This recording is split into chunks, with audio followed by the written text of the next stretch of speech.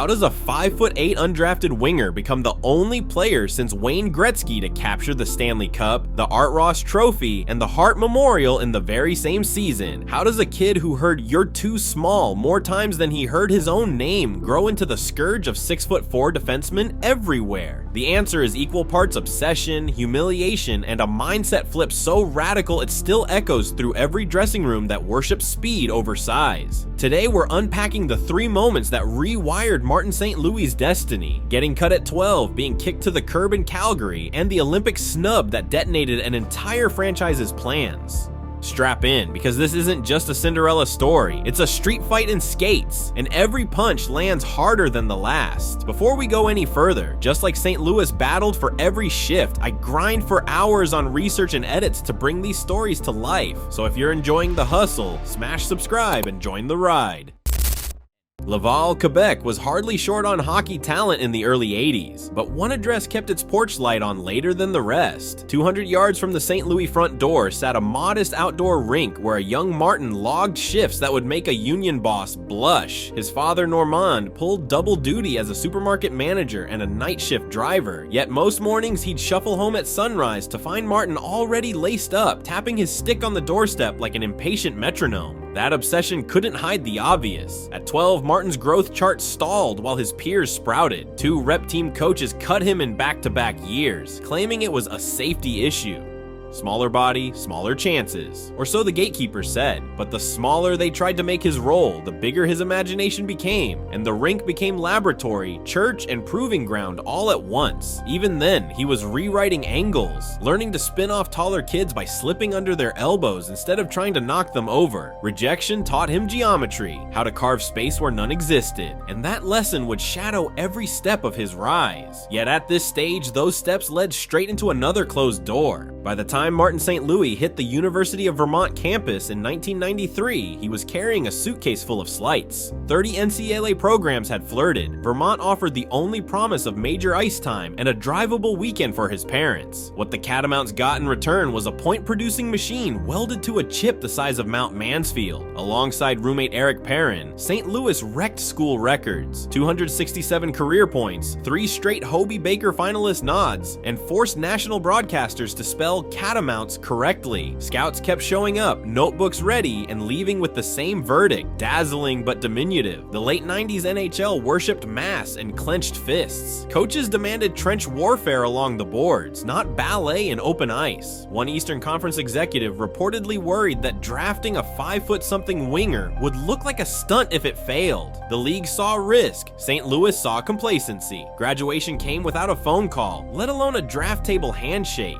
Undrafted, unnoticed, but unbroken, he inked a deal in the grime and grind IHL, whispering to teammates that every bus ride was just another sharpening stone. If nobody would open the gate, he'd blast it off its hinges. The Cleveland Lumberjacks offered a paycheck and little else, yet St. Louis treated the IHL like prime-time audition tape. Speed through neutral ice, daring cuts across the slot, moves rarely tolerated in the trench warfare era, suddenly looked lethal against slower AHL cross call-ups. The Calgary Flames noticed and tossed him a free agent contract, but opportunity wore a disguise. In Calgary, he watched more games from the press box than from the bench, logging late-night chats with arena ushers who joked he might as well buy season tickets.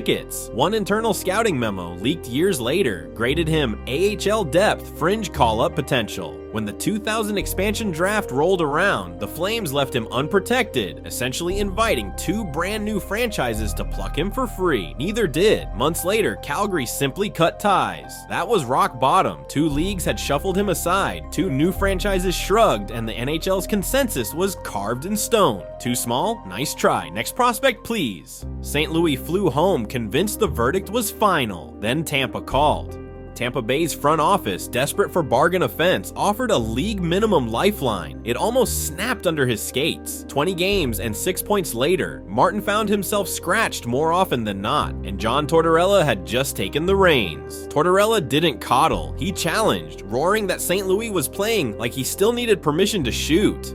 One practice, the coach barked a dare. Keep the puck until someone rips it off you. That single directive detonated years of passive dump and chase habits. Instead of hurling rubber into safe corners, St. Louis began to cradle it, spin off hits, and bait defenders into leaning the wrong way. His low center of gravity, once liability, became a wrecking ball powered by torque, not size. Confidence snowballed into production. Production morphed into stardom.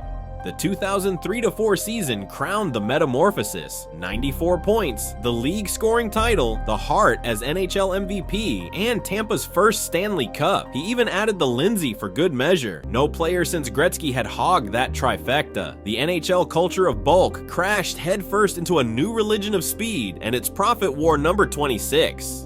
Success can dull edges. For St. Louis, it forged new ones. The 2005 lockout shifted rules toward open ice and velocity, practically begging him to conduct the orchestra. From 2006 through 2011, he rattled off 5 consecutive 80-plus point seasons, while younger teammates tried to decode his secret sauce. Rumor had it he built off-season workouts around gymnastic rings and figure skating edges, prioritizing joint angles over bench press bragging rights. Reporters joked his core could stop a wrecking ball.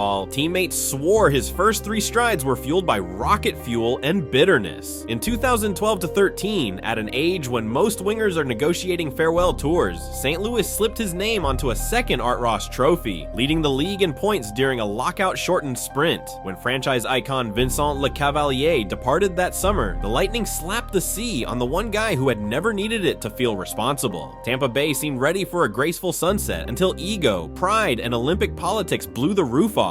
Steve Yzerman wore 2 hats in 2014, general manager of both the Lightning and Team Canada. When the preliminary Olympic roster dropped without St. Louis, jaws hit locker room floors. How could the reigning Art Ross champ be left home while bigger, slower forwards booked flights to Sochi? Insiders whispered that a similar snub in 2010 had already bruised egos, and this second slight felt personal. Less than a month later, St. Louis privately demanded a trade. The story leaked, sparking talk radio meltdowns across Florida. Yzerman ultimately shipped his captain to the New York Rangers for Ryan Callahan and 2 first-round picks. The Lightning lost their heartbeat. Madison Square Garden inherited a man playing with a detonator in his chest. New York offered bright lights, but tragedy dimmed them fast. During the second round of the 2014 playoffs, St. Louis's mother, France, passed away suddenly. Emotion could have crushed him. Instead, it forged one of the NHL's most unforgettable nights. On Mother's Day, with the Rangers facing elimination, he scored the opening goal, pointing skyward as an entire arena drowned in goosebumps. New York stormed back from a 3-1 series hole, then bullied its way past Montreal into the Stanley Cup final. The eventual loss to Los Angeles didn't matter. That run had rewritten the franchise's emotional DNA, yet bodies age even when spirits roar. The 2014-15 campaign saw him post a respectable 52 points. Solid for most, pedestrian for him. When the Rangers bowed out against Tampa, the irony snapped shut like a book clasp. On July 2nd, 2015, Martin St. Louis retired, refusing to let decline define the epilogue. Retirement didn't dim St. Louis's fire, it simply moved it behind the bench. Tampa hoisted his number, 26 in 2017, the Hall called in 2018, yet his boldest chapter may be coaching the Montreal Canadiens, a storied club starving for a spark. Hired in 2022, he's schooling Cole Caulfield, Nick Suzuki, and every undersized hopeful in ankle flexion, deception, and fearless puck protection, the very gospel he wrote in Bruises. Prospects under 5'9" still chant his name, proof that he turned too small into a blueprint. Now comes the real test. Can he silence the skeptics once more, this time in a suit instead of skates? After 1,134 points, 2 Art Ross trophies, and a Stanley Cup, where does Marty rank among hockey's undersized titans, and will he prove the doubters wrong again by lifting the Habs back to glory? Drop your take below, smash like, and hit subscribe, because the next overlooked legend might already be plotting his own revenge story.